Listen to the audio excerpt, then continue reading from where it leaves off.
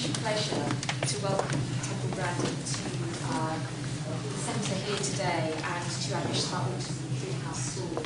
It is such an enormous privilege. We've had so many people coming here. We've had pop stars, we've had politicians, but I don't think we've ever had a great representation of Grandin. So it's an enormous and it's part of our strategy to actually have lots of people coming because we want to give them the opportunity to see this work, but also to learn from them. We've already learned so much today about all of the issues that she's written about and talked about.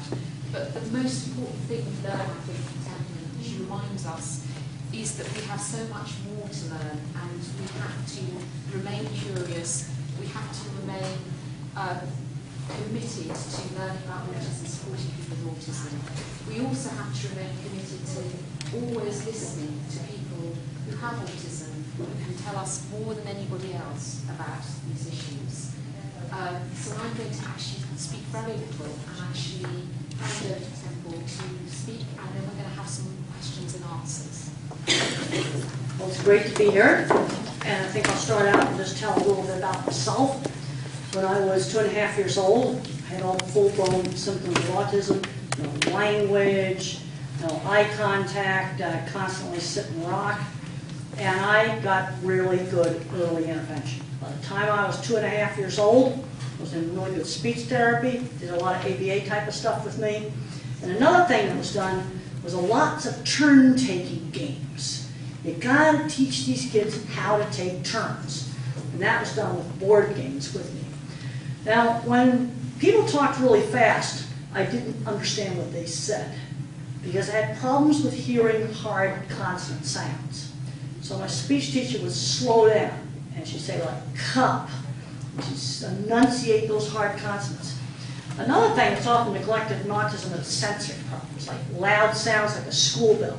That hurt my ears like a dentist drill. There's other children that are visually sensitive. They can't tolerate fluorescent lights. Now, they were not a problem for me. Sensory issues are extremely, extremely variable. And there's one area where I'd really like to see research done, and that's on the treatment of sensory issues, because they can make it just impossible to tolerate normal environments. You know, like going on the tube, or a football game, or a restaurant with a lot of TVs going on at once. We need to be definitely working on sensory. And it's difficult to research because it's variable. Now, one kid's got visual sensitivity problems with fluorescent lights, another one doesn't. Now, on the higher end of the spectrum, there's kind of different kinds of minds. I'm a photorealistic visual thinker. And the HBO movie shows exactly how my mind works. And you can play the American DVD here. You can buy it on Amazon US, but you'll have to set a computer for region 1, and then it will play. And if you don't know how to do that, get the... I saw a store downtown that unlocks cell phones, mobile phones. They can certainly show you how to do that. And then the US DVD will play. They did a great job with the movie. They showed the sensory stuff accurately. They showed all the projects that I built accurately. And also anxiety in a real accurate manner. And I'm a photorealistic visual thinker. And all the images in the movie flashed up as a series of images. Couldn't do algebra at all. And I'm finding a lot of kids that can't do algebra, but they can do geometry and trig. That is another kind of mind. It's the pattern thinker. These are your engineers, your mathematicians, you know, think chess, origami. These kids often have trouble with reading. And then you've got the kid that's the word thinker, where they know all the facts about their favorite whatever. They like to major in history, and they're definitely not a visual thinker.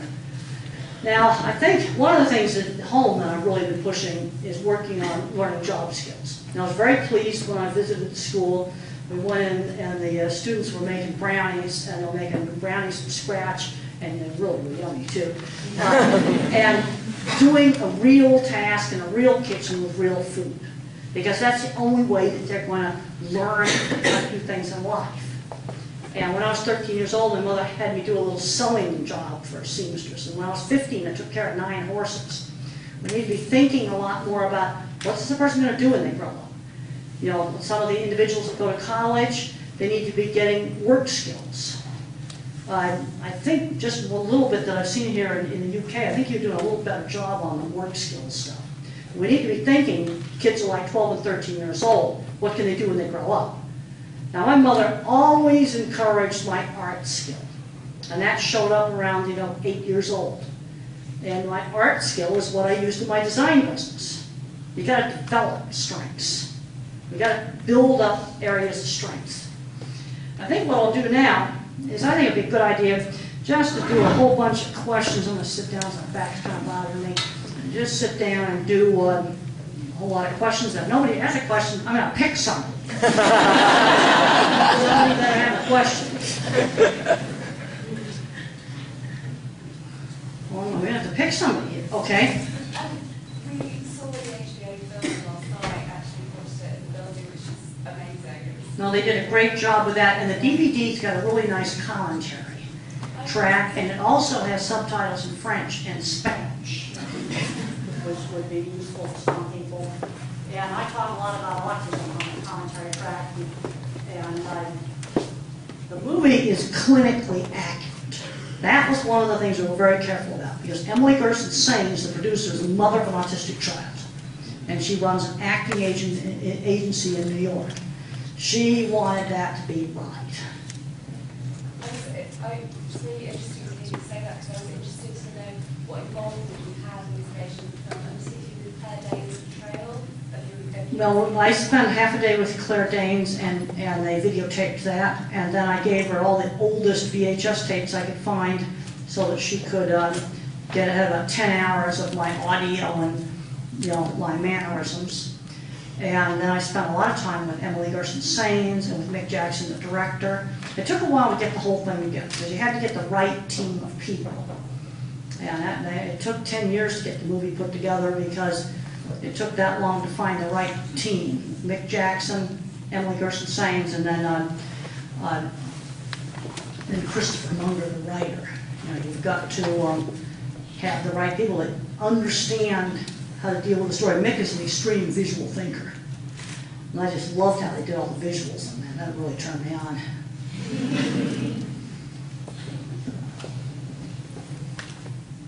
Okay, I'm going to pick something. Okay, right there. Hello. Yeah? When you talked about some of the different types of learners, that Yes.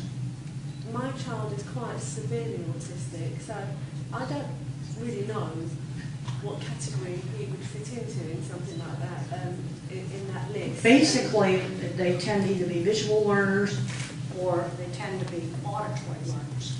If a child has a lot of problems with the visual system, that's nice fitting in and out.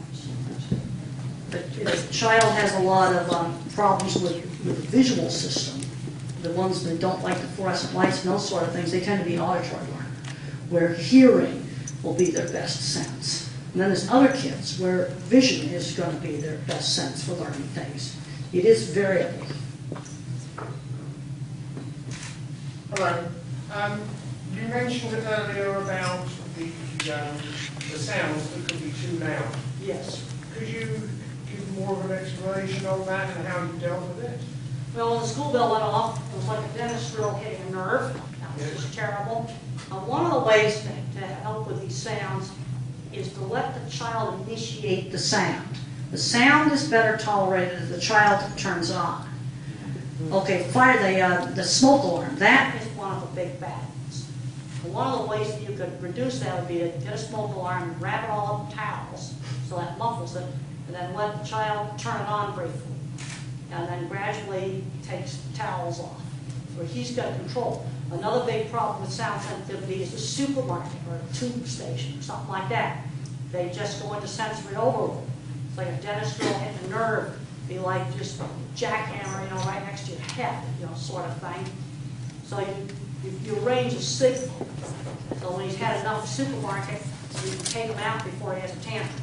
So you go in the supermarket, and when he's had enough, you can give a signal to come out. Also, he'll be better able to tolerate that noisy place when he's fresh and not tired. When he's tired, problems with all the sensitivity stuff gets worse. I don't think it's Mike's here. Can you hear me without it? Yes. Okay. Well, I think we're going to use it fading in and out. That's right.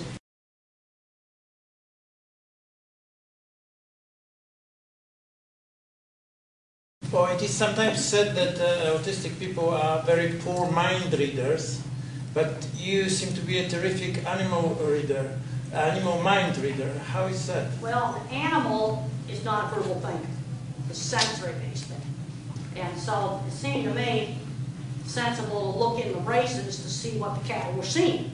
And when I started doing that back in the 70s, people thought that was just really crazy, to see what cattle were seeing. Now, social things, I got to learn about it like being in a play. I didn't know until I was 50 that people had all these little secret eye-things. But that's something that you can be taught. But I've got to learn it like being in a play. Just got to be coached on how to do social things. Maybe somebody has a question out here. I don't want to ignore this group out here. Yeah, okay, right there.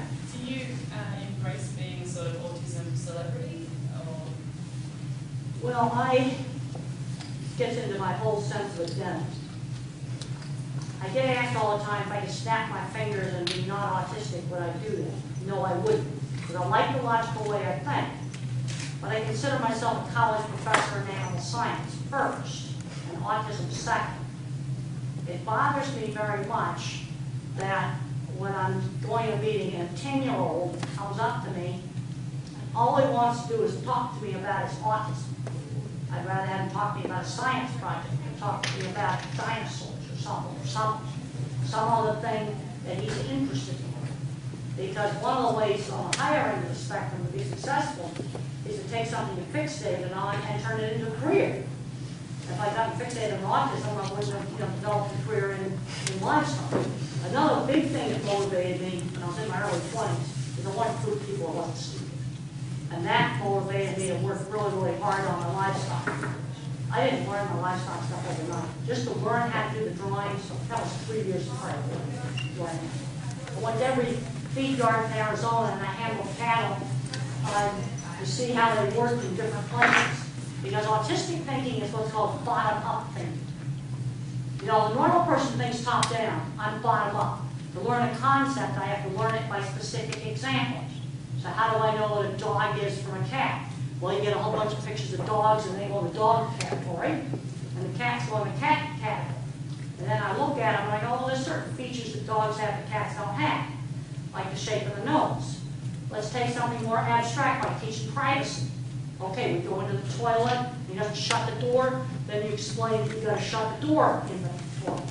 You don't scream at them, no, or something like that. You just say, when you go in the toilet, you close the door.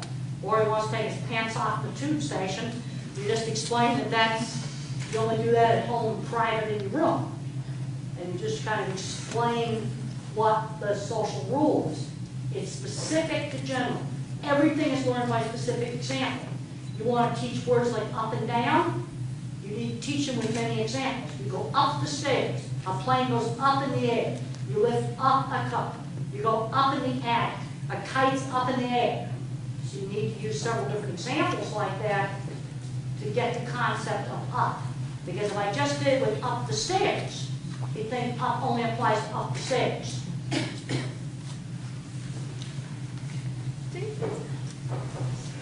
Yep. Do you think you ever recover from autism? Well, I'm still autistic. I've had a zillion research brain scans done. And I just had my language output circuit scanned with a very fancy scanner that was developed for the Army for head injuries, where it can actually get down to autopsy level of looking at circuits. And there's a big circuit in the brain that's a language output circuit. And it's supposed to be a 4-lane highway. I've only got 1 lane, and then the other 3 on-ramps I grew into the wrong places, like the motor cortex. And that fits in with the fact that I had trouble getting speech out. I had problems with speech out. I was not that Echolalic kid that yapped out, TV commercials. You keep learning, where you adapt better and better and better and better. People tell me my talks are better at age 60 than they were at age 50. You keep learning. The basic biological problem, I have multitasking, I can't multitask. I have problems with sequencing. I still have those problems. And one of the things, well, I got asked how do I keep my schedule on these big paper calendars where I can see the entire month and then I write the appointments in on that. And I can see the whole thing all together. It's not sequential. Okay, I'm not very talking to group. I have to write down text on people. It's fantastic to have you here. I'm just curious, I know you had a tour around and you mentioned you liked seeing what was happening in the kitchen. Yes, Can you give us some other thoughts of your observations coming to Treehouse School? And we've got a very nice school. One thing I was struck with is how calm everybody was. You go into a lot of schools and the building is damaged because you have a lot of behavior problems. You're doing something right here because that's not happening. And one thing is that's a lot of one-on-one contact. You're not making them do stupid things. Like one teenager, he had a big fit and he busted up a classroom because I made him set and unset the table like 10 times in a row. Nobody does that. You set the table, you eat the meal, and then you clean it up. He knows that's stupid. And then you label him oppositional defiant after you make him do something that's stupid. One of the things that I'm a big believer in turn-taking games. You might some of these little, especially these little kids, do some word games. Because a lot of these kids are bad about taking turns. And I learned that with the Parcheesi board, because when I was a child, there were no little children's games. They didn't exist. But you've got to take turns. Maybe do something on a computer where they've got to take turns using the mouse. Learn how to take turns with things. Our son loves pictures and maps, so I suspect he may be a visual thinker. That's him right there. Well, kids that like maps usually are visual thinkers. Yeah. So if he's, given that he's a visual thinker, what should we emphasize when we work with them and How play old with is them? your son? He's 6 years old. Verbal? Yes. Yeah, moderately. Well, sometimes in some of the kids that are moderately verbal, I try to look at what kind of language problems we've got. It's basically kind of 3 kinds of language problems. Mine is getting it out is a big problem. And I have some receptive problems. People talk too fast. It sounded like gibberish. I still have a lot of problems today understanding people with strong accents. I have a lot more trouble with that than most people do. Then you got the echolalic kids, where they're yakking out nice, smooth English or some other language, yakking out TV commercials, but they don't know what they mean. Those are language output circuits working fine, but it's not hooked up to the meaning part of the brain. Okay. And some kids, just doing a few one words, some of these kids learn how to type. I'm a big believer in getting a keyboard out and, teach them how to type. Get them on Google, type in, keyboards. You got to be careful Google doesn't do something in a pen. Something like that, too. But there's kids who's a poor language and actually have decent language typing. And the way I kind of look at it, what we try to do in America is get a hold of the 2-year-olds. Really, really good early intervention. And see if we can get them ready for normal kindergarten at age 5. This is one thing where you guys here in the UK are behind us.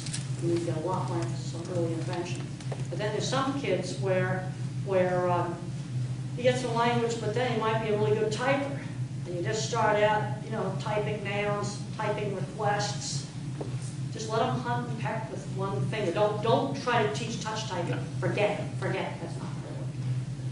But there are kids that are nonverbal that actually look really low functioning. They can type one. There's a kid named Tito Macapane. And he has a book called How Can I Talk If My Lips Don't Move? You can buy it on Amazon US. He types independently. And I know he types for real. He's not cute. Mom doesn't have her hand on him. And he types really fast, a sentence, and then he jumps up and he flaps around. And he can do about 3 questions, and then he's got to rest. And I asked him one time, what was it like before you got typing? And he said, emptiness. And so I'm a big believer in keyboards. And if you don't get the speech coming in. then they can start learning how to, solve, learn to type, solve mechanics. See, the thing, what tends to happen in the brain is like, brain's kind of like an office building. And it's got different departments. And the CEO's office or the president's office up in the top, that tends to have really poor wiring. Division vice presidents don't get very good wiring. But some of the specialty offices are wonderful. So it's sort of like we have an office block, and the whole place is a mess, but you got one or two offices in there that are working. And you can hook into those one or two offices. Sometimes you find that there's a normal brain hidden in it. Like Tito, he has a hard time naming colors. Like if you show him a picture of a flower, you might say the colored part of the plant is called the flower. It kind of comes in the back door. But I think you'd find the how can I talk if your lips don't move really, really informative. You get a real insight into very severe sensory problems. Sensory problems are much more severe than what I have. Sensory scrambling is visual systems breaking up. You see, in your visual system, you have circuits with color, shape, and motion. All back third of the brain. Those have got to work together to form images. That's called the binding problem in vision research. Nobody knows how that works. But something's wrong with that. Because Tito might look at a blue door, and he sees a blue blob, and then he sees the outline of the door. In other words, those color, shape, and motion circuits are not working together. There's something wrong with that. And he's an auditory. Auditory is his best sense. But I mean, especially since you're working with some of the more severe kids, that is a book that definitely belongs in your library. If he has an earlier book, The Mind Tree, I wouldn't get that, because you might want to read his poetry, but that doesn't give insight into Tito's mind. Where, how can I talk if my lips don't move? That's the book that really will give you insight on what.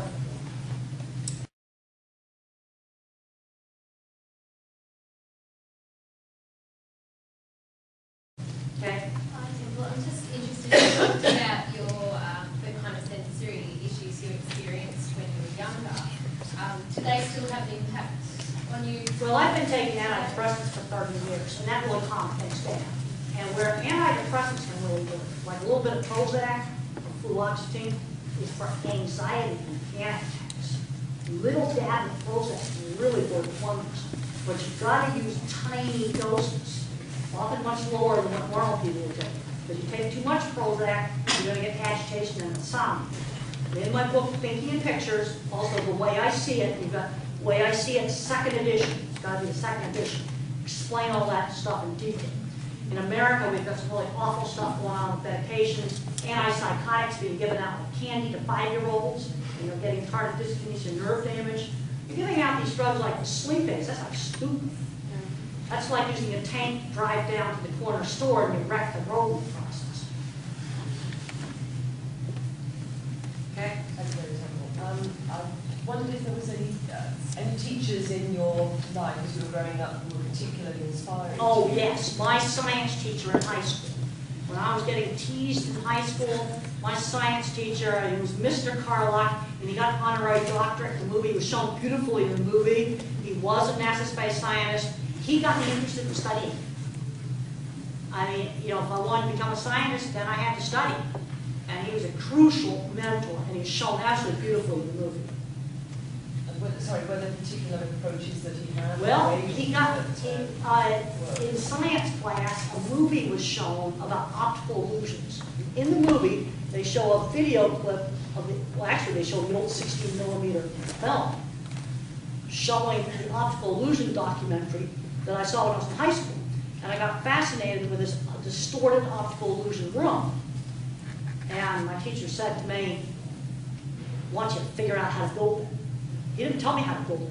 He made me figure it out. And in the movie, they built it in the movie exactly the way I actually ended up making it. Those are the kind of good teachers that can really make a difference. Also, when I was getting teased, where I was saved was the activities where I had a shared interest. Horseback riding, or electronics lab, or the science lab. The students that were interested in those things were not doing the teasing. Those activities just saved me. There you go. How about the green sweater back there? Jumper, there is a version.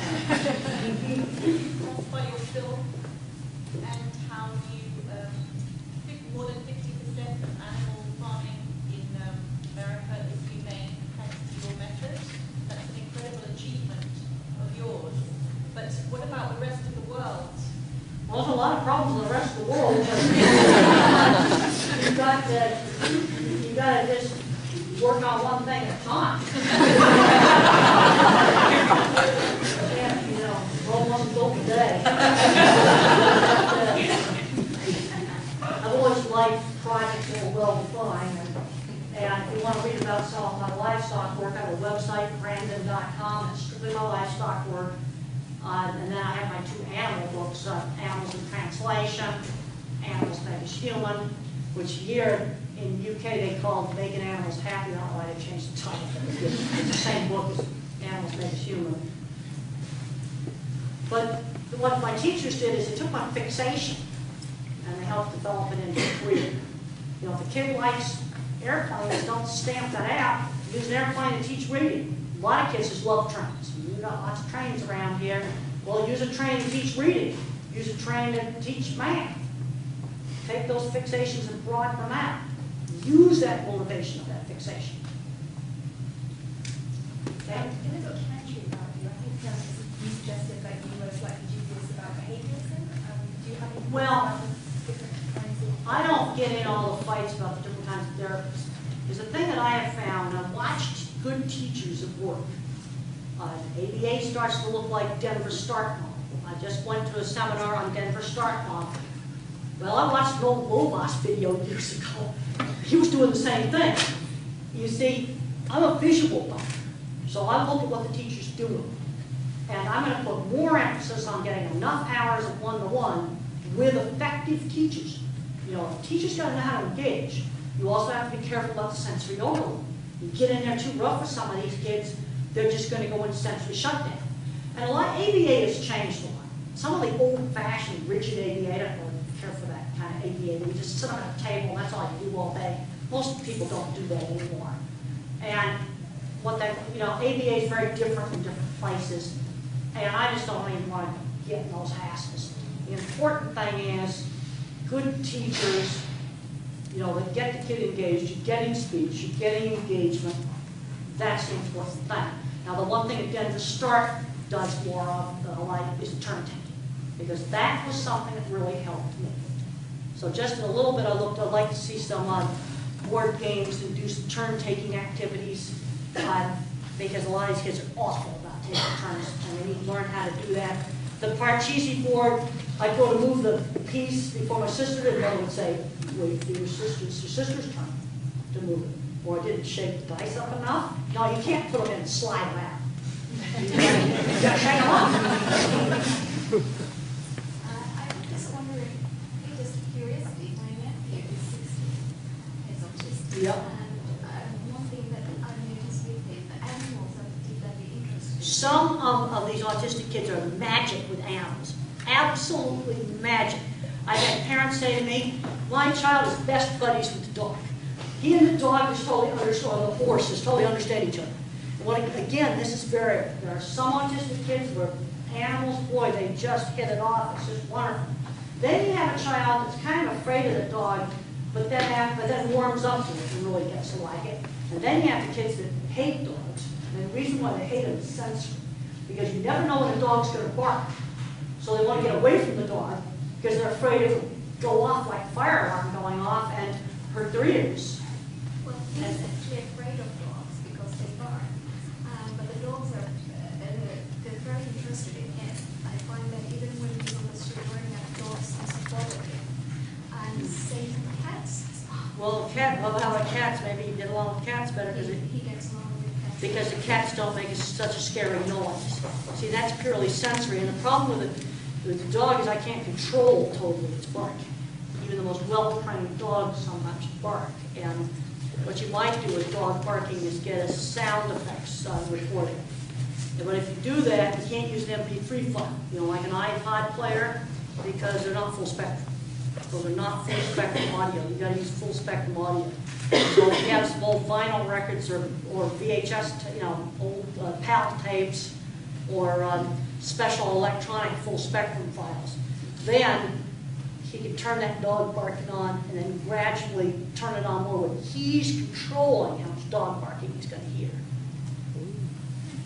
And, or maybe even go to the animal shelter and, okay, walk a little bit into the animal shelter, and if it's too loud, he can leave. But he's controlling the amount of dog barking. And then he may get to love dogs once he gets over the dog barking. I hate balloons pop. Oh, that was my thing. I mean, if I'm driving, nobody's going to be messing with a balloon in the car. Okay, right there. You designed, was it the speed? Yeah, when I got into puberty, I started having horrible, horrible anxiety and panic attacks. So I watched cattle go into a squeeze chute. That's the thing that holds wild cattle still. And walk in a stall with metal sides, press in on them. And I watched them put the cattle in this, and I noticed that some of the cattle just kind of relaxed and calmed down. So I went and tried the squeeze chute, and it calmed me down. So then I went and built a similar to a squeeze chute. It calmed me down. Now, deep pressure is common. You know, there's some kids you get them under some cushions, or maybe slow swinging in a net swing. Then you work on your 88 speed stair. Because you know how when you take a mobile phone outside, it works better? And sometimes when you do some of these sensory activities, like maybe getting under the cushions or under the gym mats, that helps sort of stabilize the circuits of the brain in some ways not known. And the signal gets through better. Do you still use that today? No, I broke a few years ago. I didn't get around to fixing it. I'm hugging more real people.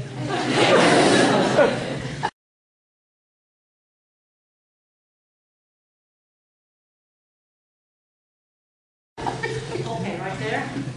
You've achieved a lot in your life. Do you have ambitions that you'd still like to achieve? Well, I'm still teaching my students. I've had 5 animal behavior PhDs that I've gotten through college. Still keep planning on doing those sorts of things.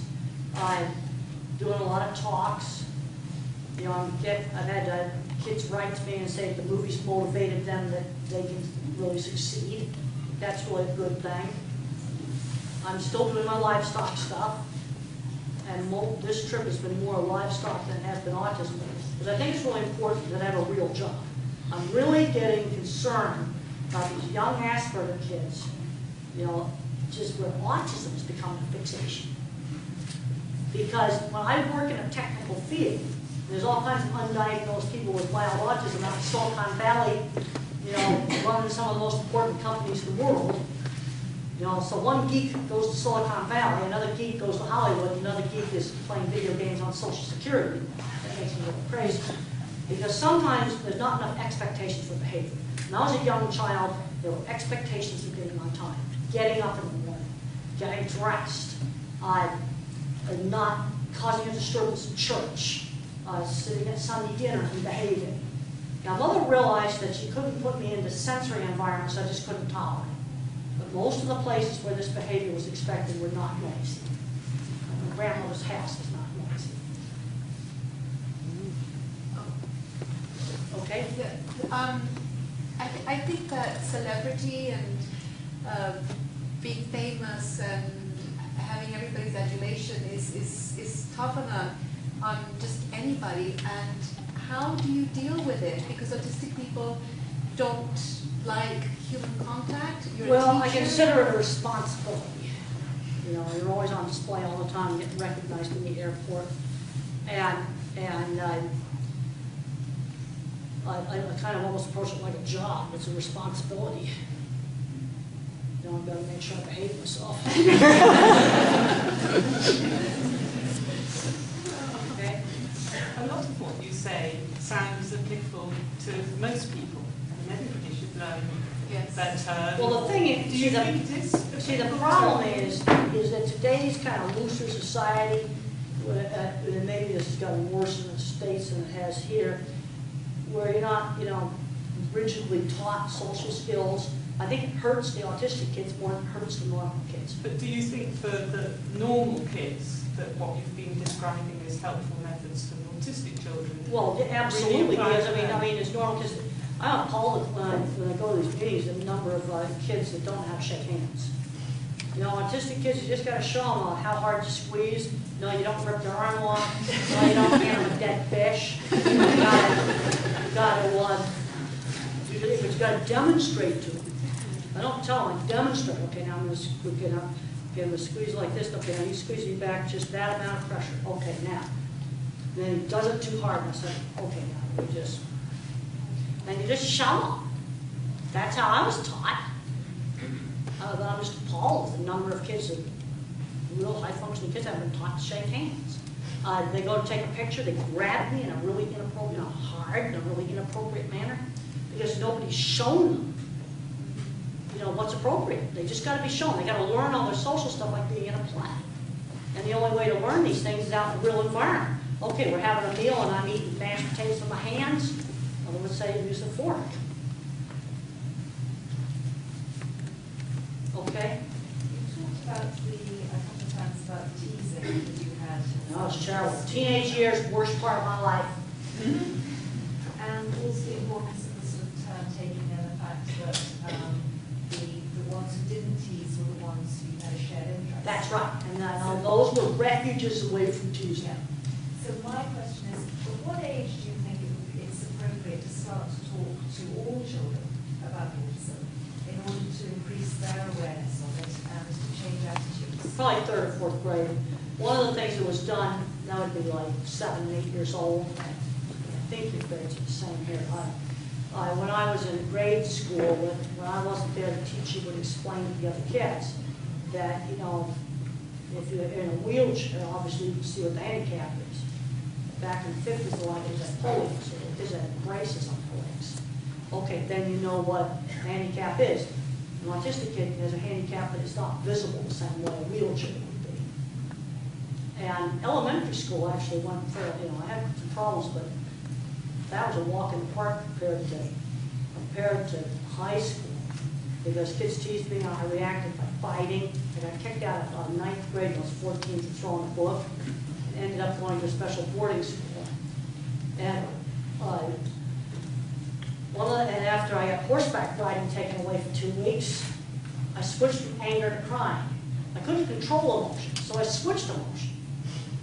And I've had parents say, well, I've got a boy who's really good at computer programming and he cries. I get good. Crybaby geeks can get good jobs to keep. And I have a slide that I normally show, my PowerPoint presentation, and it shows a space shuttle. A caption is, it's okay for geeks to cry. Because I saw a 65-year-old NASA space scientist cry at a high school career day. Because he talked about being an aerospace engineer, because the shuttle's being canceled. And he was crying by the end of that talk. I get choked up about this. He was showing beautiful pictures of the space shuttle with just an automatic showing behind him. And, if he hadn't learned how to cry, he wouldn't have had that job. Because if you're throwing things, you're not going to learn from NASA. It's that simple. Or any other kind of company. And that's what I did. I switched to crying. Sometimes I get the giggles really, really loud. One time I was on a plane and they had a movie, it's called The Freshman. And they had a big lizard in an elevator in a fancy hotel, a glass elevator.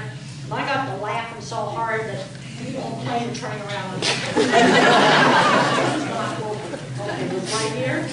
Someone had to find it right there. Okay, right there. You spoke about the very explicit change social. Yeah. You must have been taught hundreds of those things, but once you've been taught them or once you've done them, is it something you find you always have to think about? No, I don't have to think about it. They were just pounded in. You say please, say thank you, or you don't push in line. Go in the store, and if I touch something I wasn't going to buy, I was don't touch merchandise.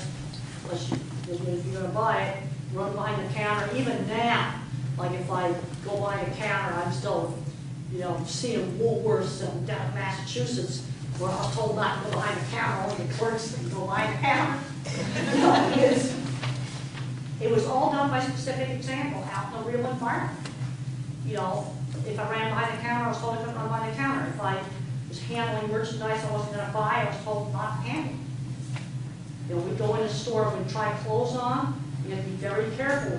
And we only tried on things when we really were gonna buy stuff. And I'd have to maybe try 2 or 3 different sizes. But you always ended up buying stuff. You didn't just go in the store and try stuff on just to try it on. You had to buy stuff. The much more subtle session that you mentioned, you were learning some. Well, I've had problems with that, and this is the sort of thing where videos would really help. Where you watch videos, or, you know, and also books, you see, there were none of the books existed when I was a kid. You know, now there's books I can read that are, you know, totally help. Okay? You talk every now and then saying that you just have to imagine you're in play and for social skills. Would you actually recommend, maybe teaching drama skills, or maybe? Well, I think that, you know, some people on the spectrum are really good acting in plays. There are some of the verbal people, kind of Asperger's, they're really good at it. It's stage acting. That's actually good because they have to learn how to act in the play. But you got to practice these things. You got to take them out to restaurants and they got to practice, ordering food. If you're on a low budget, well, then you just get a coffee or you just get a little drink or something. You just go in and buy one little thing in the store just to get the practice of the interaction. You got to go up to the train station and buy the tickets. You just got to learn that stuff by doing it. Now, when mistakes are made, the parent or the teacher shouldn't be screaming no. You just walk up. Let's say I grab through the window at the train station. They get the ticket. Mother would say, wait for the man to pass you the ticket. You just give the instruction. You don't scream no. That confuses kids. You just give the instruction. You wait for the man to give you the ticket. Say it calm.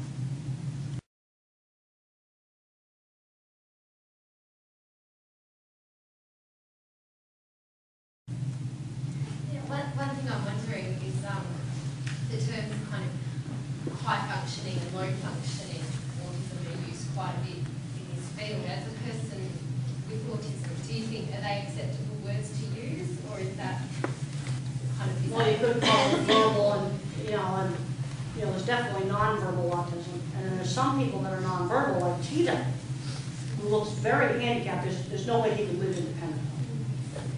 He can't control his movement. That actually has a normal mind. And then you've got the really smart people that like run in Silicon Valley.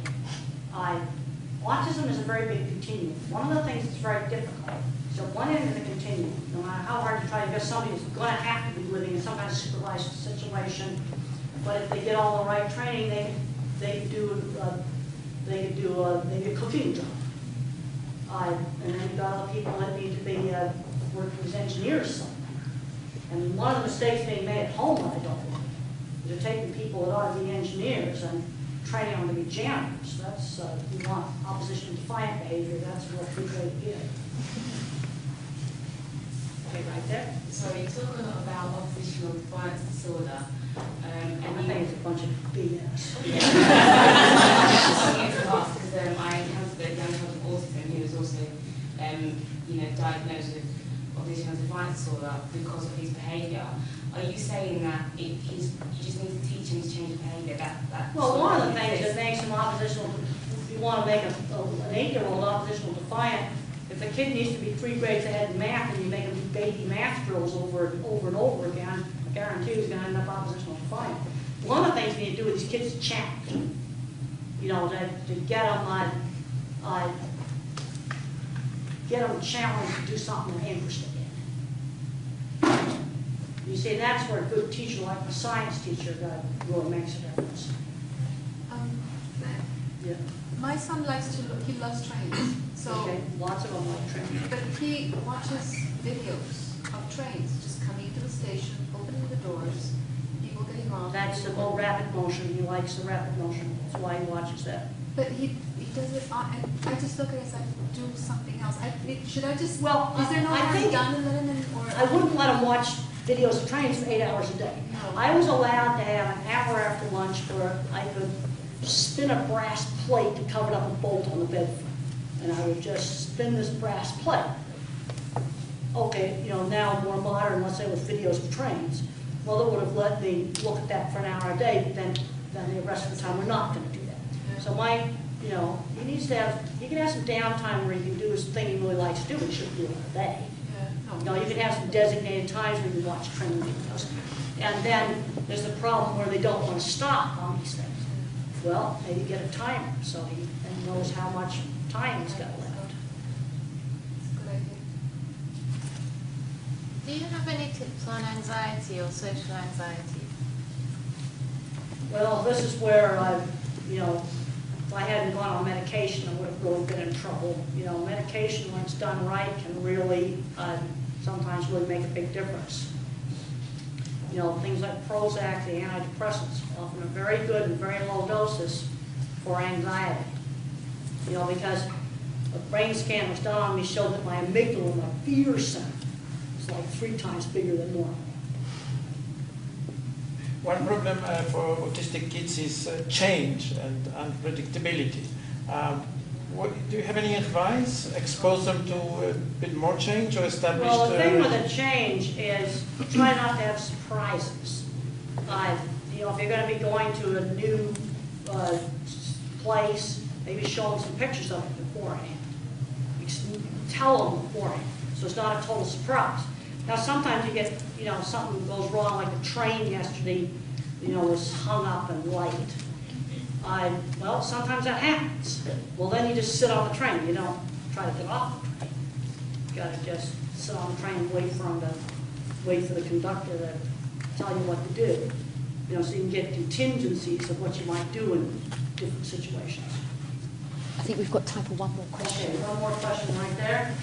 You obviously in this game of choosing surprise on you, going to stay with the one saying you found something that you love. And how do you have any advice on how to sort of take children out and find what they're passionate about? Sometimes they don't get the opportunity to, if they could potentially be great at something, to have the opportunity to try that out. Well, give me an example. Like say for example, a child was going to be amazing at music, but they didn't have the opportunity. Well, he needs to be musically gifted or really good at music. He needs to be given opportunities to do music. You know, there's no way he can use this area of strength that didn't have the access to instruments. It is something that's different as what you were interested in. Well, I got really interested in cat squeeze shoes. Well, that was kind of weird. And one of the things the science teacher did is he says, you want to figure out why that relaxes you, then you got to learn how to read scientific literature. Now, back in the 60s, that was hard. No copying machines. You had to get all the journals out of these big books. So I'd get the journal abstracts and then I'd write up an abstract down on recipe cards and put them in a recipe box. That's how you did literature searches in the 60s. That was hard work. I can remember when we got the first copies, in the early 70s. That was like just but that motivated me to learn how to read scientific literature. You see, he says, you want to find out why that works? And then you're going to need to read all the scientific stuff and take classes of physiology and get a degree. You got to become a scientist to figure out why the squeeze machine relaxed you. See, that was using the motivation of that fixation, tapping into it to do a lot of other things. See, the mistake that's often made is try to stomp out the motivations rather than broadening them. And you tapping into that motivation in an associative manner. So your mind's associative. When I was a little kid, all I wanted to draw all the time was horse heads. Well, Mother said, well, maybe draw with a ride the horse too. Draw a picture of the stable. And she got me to do a picture of a beach. Because I got to learn how to use my abilities to do work that other people want.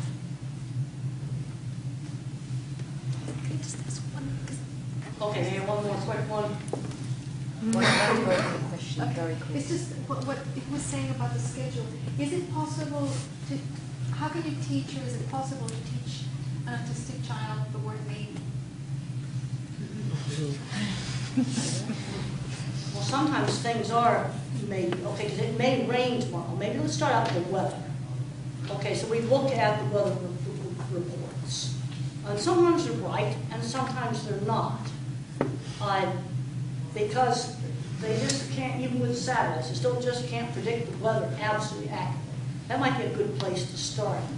It's sort of the concept of maybe, you know, like sometimes the forecast is, oh, it's definitely going to be sunny tomorrow and it will be. But then they might say, you know, 60% chance of rain. Okay, that's a maybe. Let's start with some kind of example like that.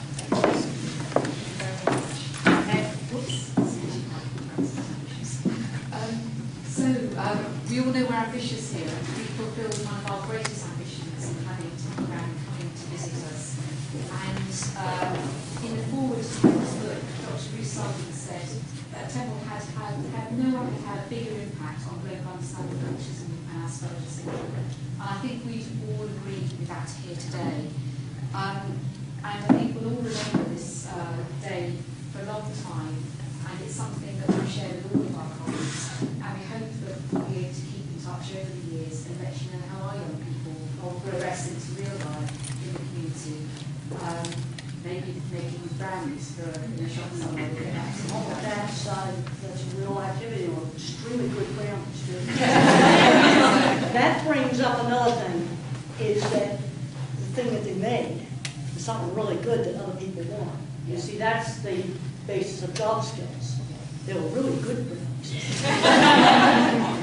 People will buy it. So these things are huge yesterday, and talking to all of our people on talk about autism. If you go on there, there is a whole stream of questions and answers.